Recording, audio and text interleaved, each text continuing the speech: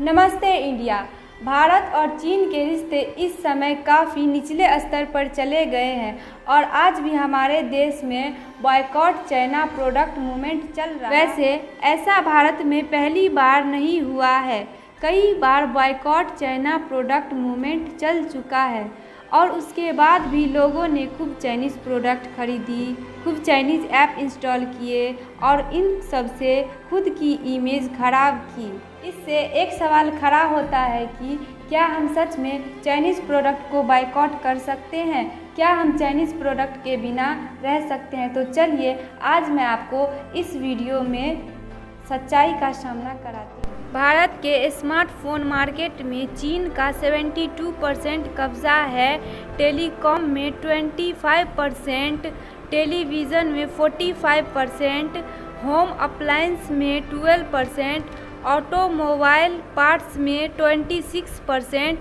Steel में 20%, pharma में 68% भारतीय मार्केट में कब्जा है।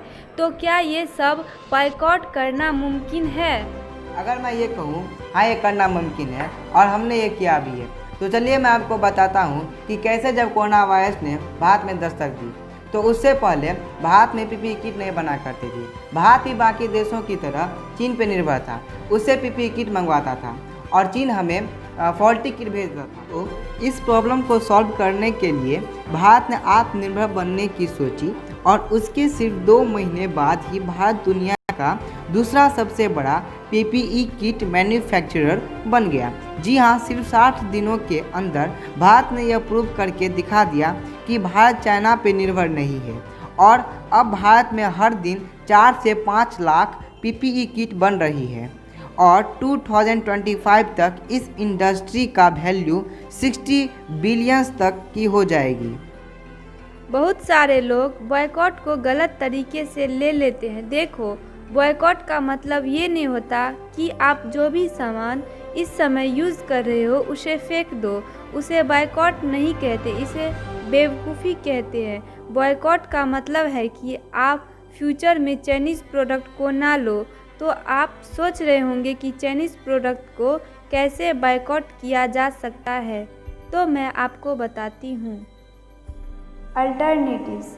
सबसे पहले हमें ये जानना होगा कि कौन कौन से चाइनीज़ प्रोडक्ट के अल्टरनेटिव्स मार्केट में अवेलेबल है। जैसे कि अगर आप स्मार्टफोन खरीदने जा रहे हो तो सबसे पहले देखो कि चाइनीज़ स्मार्टफोन के अल्टरनेटिव्स इंडियन ब्रांड में अवेलेबल है या नहीं।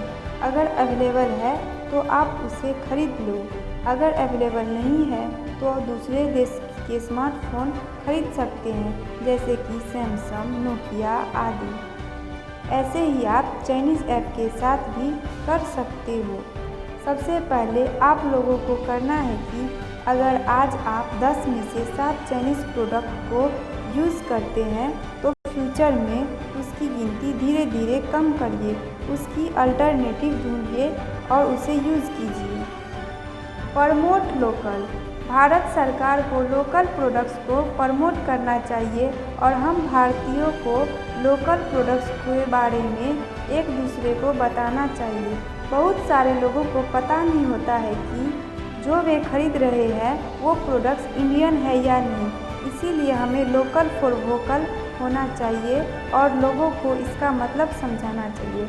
जैसे मेरे इस वीडियो से फ्यूचर में अगर एक भी इंसान चाइनीज़ प्रोडक्ट को बायकॉट करता है तो मेरा कंट्रीब्यूशन देश के लिए ऐसे सिचुएशन में पूरा हो जाएगा। ना मैं खरीदूंगी, ना मेरे जरिए फ्यूचर में एक इंसान चाइनीज़ प्रोडक्ट को खरीदेगा।